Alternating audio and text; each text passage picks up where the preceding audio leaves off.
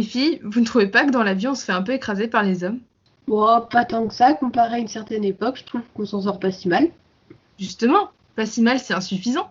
C'est pas normal que nous n'ayons pas les mêmes droits que les hommes et que nous ne fassions rien. Il est nécessaire que nous défendions notre cause. Bah ok, hein, si tu veux, mais comment veux-tu faire? Soyez pas une mince affaire, je vous l'accorde. Mais vous connaissez le proverbe l'union fait la force? Toutes les femmes qui se sentent rejetées de la société parce qu'elles sont femmes pourraient se réunir régulièrement pour parler de leur expérience. Et si cette sorte de réunion hebdomadaire, on va dire, marche bien, elle commencera à être reconnue aux yeux de tous et par l'intermédiaire d'une porte-parole qui sera un peu comme la chef de l'association, ces femmes pourraient faire entendre leur voix. Ah ouais, d'accord, je vois. Mais quelle barbe de choisir une porte-parole. Bon, je veux bien me charger de ce rôle, ça me ferait énormément plaisir de servir la société de cette manière. Je veux bien être la Praxagora de 2020, celle qui fera entendre la voix des femmes dans cette société patriarcale. Ouais, bon, attends, on y est. Pas encore, on verra plus tard parce que je ne vois pas pourquoi ce serait toi. En plus, Praxagora, elle était pas féministe, je te ferai dire. Eh, mais j'ai déjà entendu parler de ce type d'association. C'est les alcooliques anonymes, je crois, où les hommes parlent de leur alcoolisme sans dire leur nom. Oui, mais c'est un truc comme ça qu'il nous faut. Mais attends, c'est des hommes qui font ce genre de réunion? Ouais, enfin, je crois. Bon bah c'est fini alors, on peut pas créer cette association puisqu'on n'est pas des hommes. Je sais! On n'a qu'à créer une association hoministe. Ah, mais oui, bonne idée! Et quels hommes est-ce qu'on pourrait défendre? Il faut penser à ceux qui sont morts. S'ils sont morts, c'est qu'ils ont été persécutés. Alors, quel grand homme que nous connaissons est mort? Pas Johnny Hallyday. Mais non, il est mort de vieillesse. Une mort plus tragique, c'est mieux. Pendant la guerre? Ah, bah je sais, Hitler. Ah voilà, on y est. Mais non, il n'a pas été persécuté, Hitler. Ce sont les Juifs. Ah oui, comme dans le complot contre l'Amérique. De quoi? Le livre de Philippe Ross, tu sais. On parle des hommes juifs, mais il y a aussi les juives et les enfants juifs. On n'a qu'à parler des enfants alors. Ah ouais, bonne idée. Sinon, on parle des hommes qui voudraient pouvoir accoucher. Et donc le père serait la mère. Les filles, on s'égare. Comment un homme pourrait-il être mère? Ah oui, c'est vrai. C'est dur de créer une association. On n'a qu'à appeler une association qui nous aiderait à la créer. Ah oui, bonne idée. Ouais, mais je trouve rien dans les pages jaunes. Oh, mais la voilà notre idée. On va créer une association qui aide les associations à se créer. Génial. Mais attendez juste, les filles, c'est quoi au final une association? Ben, c'est un groupe de personnes qui se ressemblent Ensemble, ça semble. et qui se regroupent dans un but commun par affinité. Tu vois, c'est comme les femmes qui s'associent indirectement pour accéder au pouvoir dans l'Assemblée des femmes. Ou comme les juifs de Newark, qui sont tous de la même religion et de même conviction politique.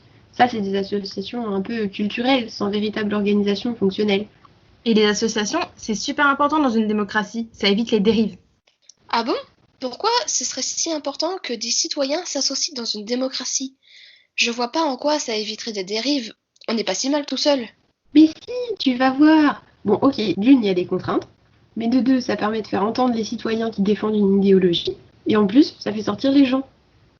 Bon, nous, on va créer une association bien organisée. D'ailleurs, je propose de fixer des heures de réunion. Est-ce que le mardi, le jeudi et le samedi à 9h, ça vous irait? Ah non, moi je peux pas à 9h le jeudi, je suis en français. Ah, et moi le samedi matin, je suis en DS à la chapelle. Bon, écoutez les filles, dans une association, il faut renoncer à certaines choses pour assumer des responsabilités. Faut faire des concessions. Ah oui, donc on perd nos libertés en fait. Oui, mais c'est pour la bonne cause. Ok. Ok. Bon, ensuite, il faut qu'on décide de qui fait quoi. Je propose d'être élue à l'unanimité présidente. Toi, tu seras la trésorière et toi, tu seras secrétaire. Mais pourquoi ça serait toi la présidente? Alors je veux pas être trésorière. Mais les filles, vous comprenez pas? Dans une association, il y a une hiérarchie. Regardez, les juifs, finalement, ils sont quand même stratifiés avec des gens au-dessus, comme le rabbin Bergenstroff, par exemple. Et Praxagora, c'est elle la chef dans son association de femmes. Elle dicte aux autres quoi faire et elle dit même à une de ses femmes, toi, va-t'en t'asseoir, tu n'es bonne à rien. D'accord, mais je ne vois pas pourquoi ça serait toi. Les chefs sont toujours ceux qui décident. Parce que on se soumet aux contraintes du groupe, c'est comme ça.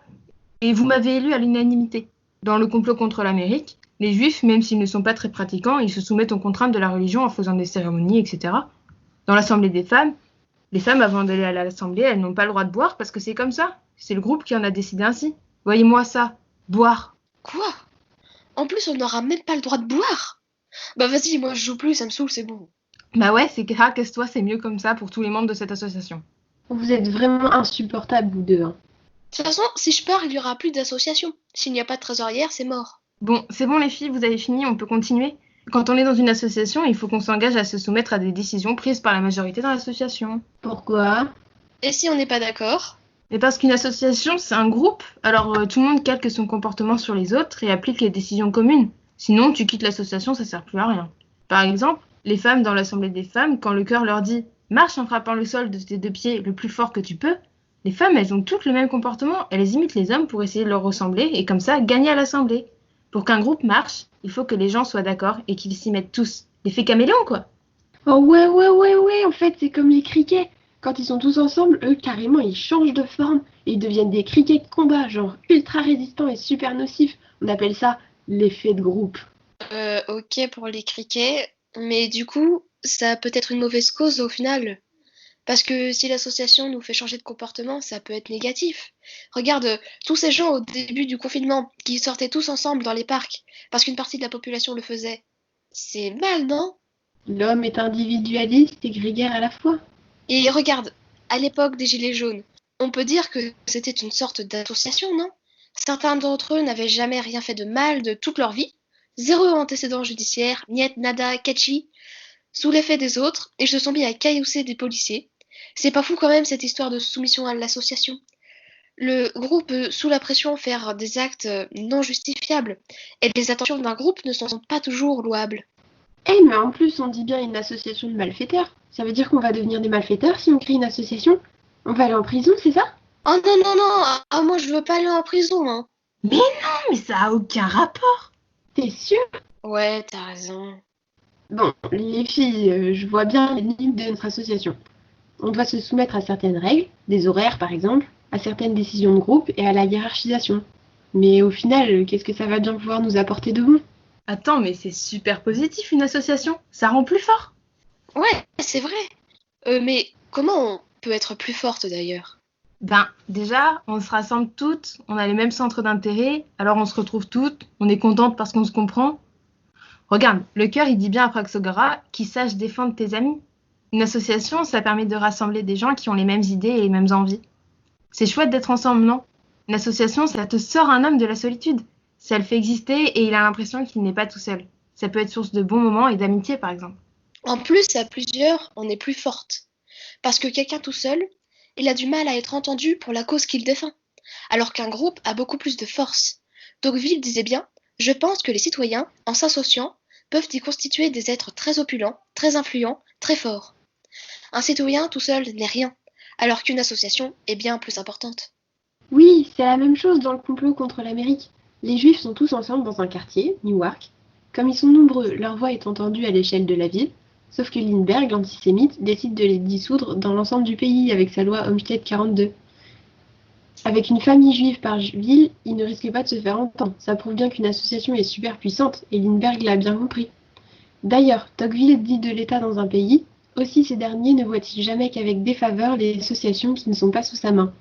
Parce que les associations sont fortes, et qu'un citoyen qui en fait partie est quasiment intouchable, puisque la responsabilité de l'acte est divisée en parts égales pour chaque membre du groupe, et devient donc minime quand on prend un individu seul. Exactement. Et c'est pareil dans les cavaliers. Les tanneurs comme le Paphlagonien et les marins qui sont bellicistes, comme ils sont nombreux, leur voix est entendue et écoutée et ils maintiennent un état de guerre à Athènes parce que ça les arrange. Comme ça, ils gagnent de l'argent. S'il n'y avait qu'un seul marin belliciste, la situation serait totalement différente. Dans le même genre, il y a America First, l'association antisémite qui dit que les juifs sont un danger majeur et qui soutient Lindbergh et participe largement à sa popularité car elle possède la base la plus vaste. Ah oui, donc l'association peut permettre de soutenir un candidat ou de faire pression sur un gouvernement, par exemple. C'est le cas aussi pour les partis politiques. Mais du coup, on pourrait aussi dire qu'une association dans une démocratie, c'est une sorte de pouvoir intermédiaire entre un pouvoir central unique qui pourrait devenir bien trop fort et virer au despotisme, ce qui est le penchant principal dans une démocratie, non? Bah ouais, mais le pouvoir central, c'est l'association du peuple qui l'a choisi, non? Certes, mais c'est pas le même type d'association. En plus, d'après Tocqueville, créer une représentation nationale dans un pays très centralisé, c'est donc diminuer le mal que l'extrême centralisation peut produire. Ah ouais, genre les serviteurs dans les cavaliers, qui s'associent en quelque sorte avec le charcutier pour contrer le pouvoir trop fort du Pythagorien. Ils lui disent: il y a une troupe de 1000 braves cavaliers qui le détestent et qui te serviront de soutien. Enfin, même si le charcutier est plus motivé par son propre avènement que par le rétablissement de la santé de Démos. Voilà. Comme ça, ce n'est pas que le pouvoir en place qui décide, mais aussi les citoyens par l'intermédiaire des associations. Une association politique, industrielle, commerciale ou même scientifique et littéraire est un citoyen éclairé et puissant qu'on ne saurait plier à la volonté ni opprimer dans l'ombre et qui, en défendant ses droits particuliers contre les exigences du pouvoir, sauve les libertés communes.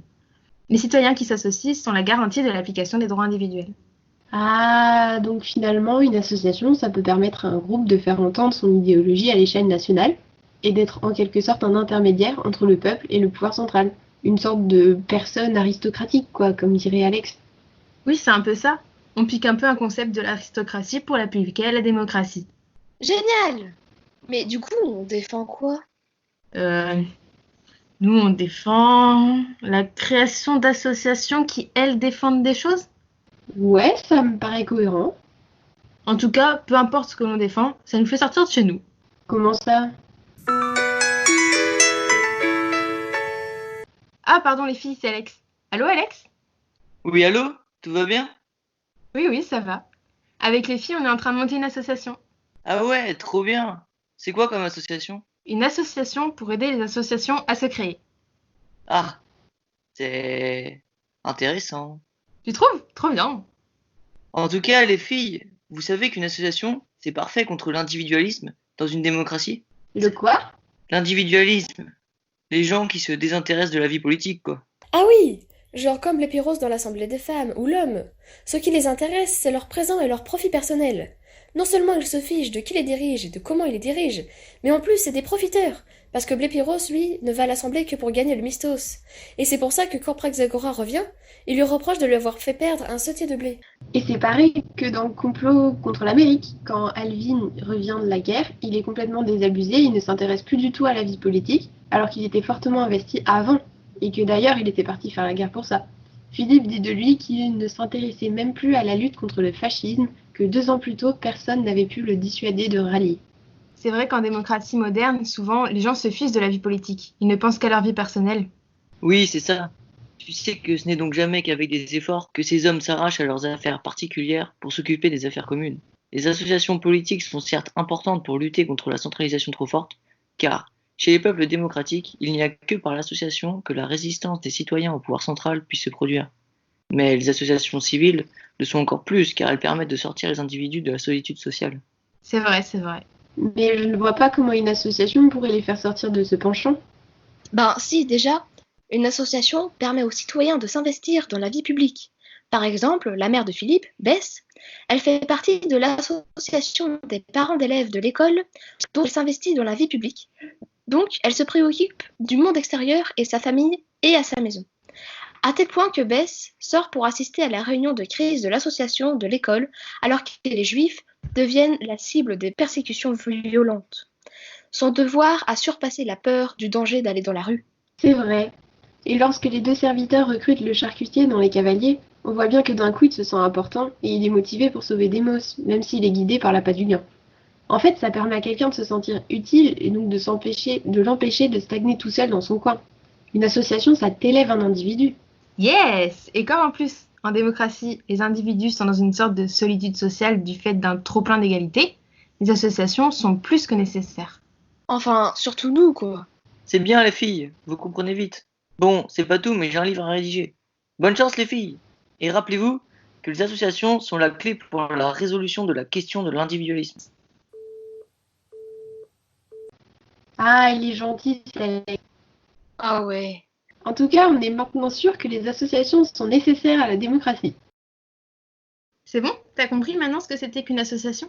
Ben ouais, ça va, je suis pas débile non plus. Je récapitule. Quand on fait partie d'une association, on doit se soumettre à des contraintes, des horaires, des décisions, une hiérarchie un peu trop présente. Oui. Mais ça permet quand même de pallier certaines dérives de la démocratie. Oui. C'est un moyen d'exister en tant que citoyen, de faire entendre la voix d'une idéologie ou d'un groupe de personnes qui défendent une cause à l'échelle d'une ville et même d'une nation. Oui. Et ça permet d'éviter que le pouvoir central élu par les citoyens devienne trop fort. Oui. Mais c'est aussi un moyen pour l'individu de s'intéresser au public plutôt qu'au privé, en s'investissant davantage dans la vie citoyenne, donc un penchant nécessaire à l'individualisme. Oui. Bon, on l'a créée cette association? Ouais, mais c'est pas toi la présidente.